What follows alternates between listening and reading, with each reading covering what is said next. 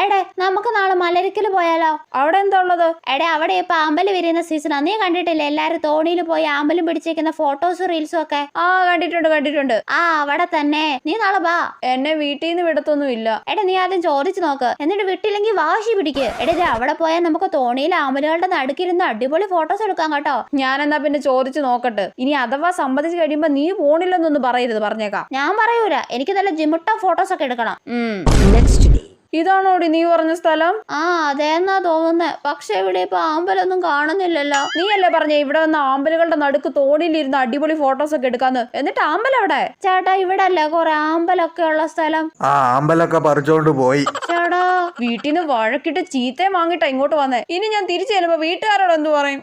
എടാ എന്നാ പിന്നെ കുറച്ചപ്പുറം നീലക്കുറിഞ്ഞു പോത്തിട്ടുണ്ട്, നമുക്ക് അങ്ങോട്ട് പോയാലോ? ഇനി അതും ആരെങ്കിലും പറിച്ചോണ്ട് പോയി കാണുവോ? നമുക്കൊന്ന് പോയി നോക്കാടി. മിണ്ടി പോരുത് നീ.